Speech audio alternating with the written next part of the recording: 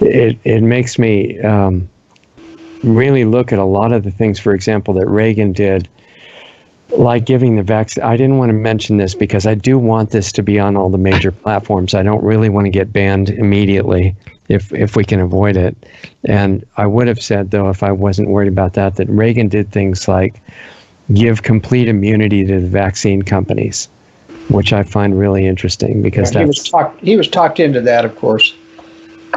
You know, it's fairly easy before all the evidence is out about autism and the dangers of vaccines to talk them into, look, there are problems and nobody's going to have any vaccines if we don't give immunity to them, and we'll set up a vaccine. We'll set up a vaccine fund to compensate. They didn't tell Reagan, of course, that we'll stack the deck so that nobody can get compensated for autism. Right. Things like that. Right. A few details. Remember, he had to be talked into it.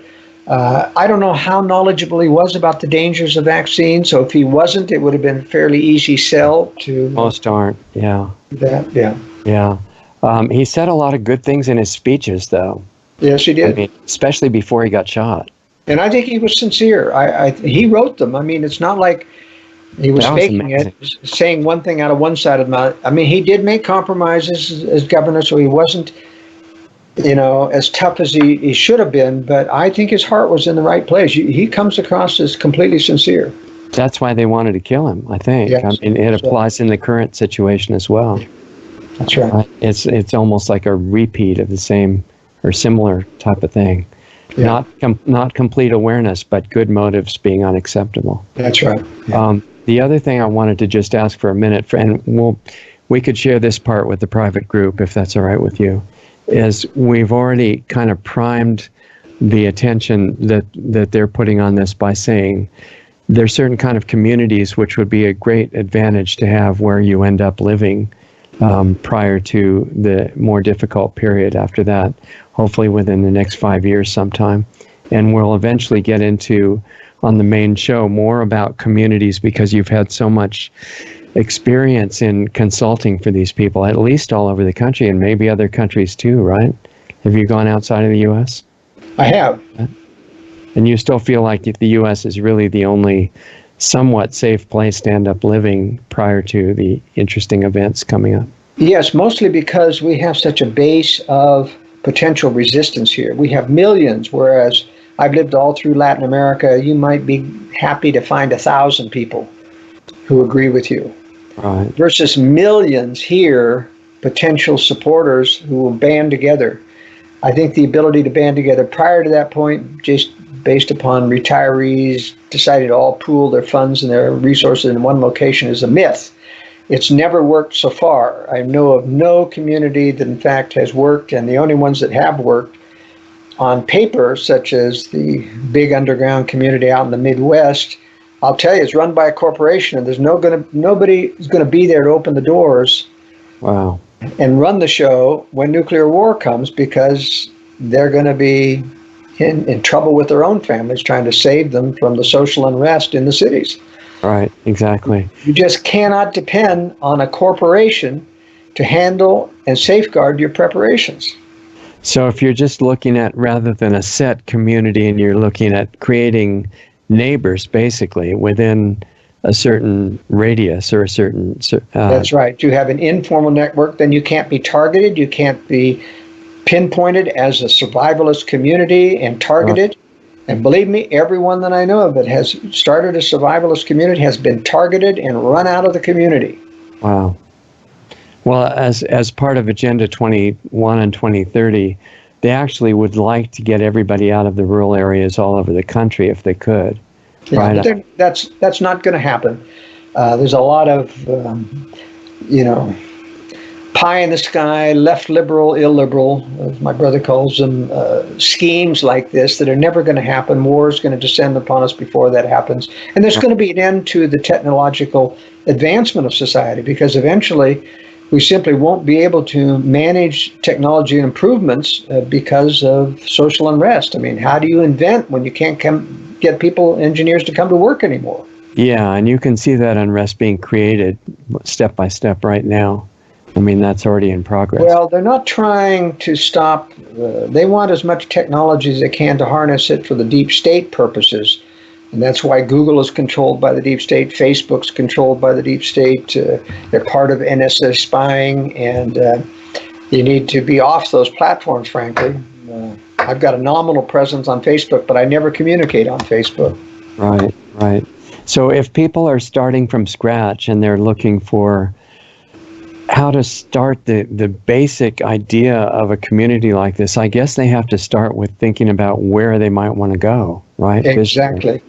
You get your safer place. My book, Strategic Relocation, covers every place in North America that is possible. I cover all the other countries too in terms of potential as well.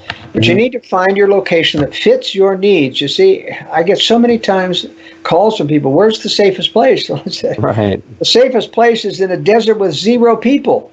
But that's no place to survive. Do you see what I'm saying? You've got to have access to a Home Depot. You've got to have access to shopping within. If you are traveling 300 miles to get to the nearest store, you're going to have tremendous expense and difficulty building something. Yeah. And I said, so you need to be within a relatively communicable distance with a metropolitan area, but far enough away, in a safe state that isn't going to become a California or New York with draconian laws. And all of that's outlined in my book. And so that's the first step. The next step is you got to do your homework. You got to start going to conservative organizations, to churches, and find the people that you click with. Because even if you're conservative, you're not going to click with all conservatives. Even if you're a prepper, you're not going to click with all preppers. And so you've got to find the personal people that you click with, and you integrate them informally into a network of friendship that you can rely upon without regular meetings, without getting infiltrated. You just knit together that network when you need it. And this is all a step after you've determined a likely location to shoot for. Because you have to do the legwork of building your network. You can't walk into a ready-made network and expect to get along with people. And there's a lot of those listed on the internet too. Yeah, but they all self-destruct. Right. Every one of them has infighting and problems. And when you invest all your property based upon that, and you find out I don't get along with these people, you end up having to move again. So look, I've been in this business for 45 years, and I'll tell you the safest way to do it is you find your own piece of heaven that is relatively safe within commuting distance of a decent metro area. Not too big, but enough that you have all of the major facilities that you need. And then you start to build your personal network. Then you're guaranteed success because you've chosen them. And they've chosen you by response. Commuting distance, 50 miles, something like that? Yeah, 50, 60 to 75 miles is the ideal. Some people say you're going to get overwhelmed with waves of refugees from the city at that distance. But you're saying that the way things will develop, that probably will not happen, right? Well, no, there is some risk, but it's not waves of refugees. Look, you got to remember that the cities themselves have to be self-absorbed by refugees before they even think about going out into the country. So that means there's months of pillaging that goes on in the cities, and only then do a few people dare go out, because when you go outside the city, you walk an hour through the desert or something to another community, something, you say, I don't know if I want to do that. You see? Especially if you don't know if you'll get in when you get there, right? That's right. And so what I'm just saying is it reduces, this is a compromise. Clearly, if you're 300 miles away from a city, no one's going to walk to you, all right? Right. But then you're dealing with hours and hours of commuting to try to get to a bank or to a Home Depot or somebody to buy materials, and you got to build your retreat and things. So everything is a compromise. There's no perfect solution for everyone. And you got family to think about. You got a wife. Does she want to be that isolated? You've got children to visit. So you have to live in life, and you have to pick a solution that matches. I cover that kind of how difficult the decision is, but how you can do it and make those compromises. I myself have made the compromise. I've moved away from a retreat as the city got too big close around it. And now I've moved a further distance and starting over. I'm 3 years into it, so I'm well along in my preparations. But if you follow the advice in my book, you won't have to do that. So where you are now, you chose a new area that's more advantageous. And are you at the stage more of rural? I'm more rural. And the point is, I think there's going to be famine because of the EMP strike and the lack of food supply. Everybody, even farmers, go to the store now for food. I know. And when California produce is cut off from being delivered, there's going to be starvation for at least a year. And so you got to be able to grow. Now, if you're in a suburban area trying to grow in a backyard, your tomatoes are going to be stripped clean before they're even ripe. Right, right. And so we've decided to create a family farm at least an hour away from a metro where we can have some hope of growing without, having it stolen. Yeah, most of the big farms are too specialized now anyway. That's right. They only grow one thing, and it's usually so poisoned you wouldn't want to eat it. Right. So it sounds good. Okay, well, that's enough homework for people to work on for the moment, and we'll look forward to more from you next week.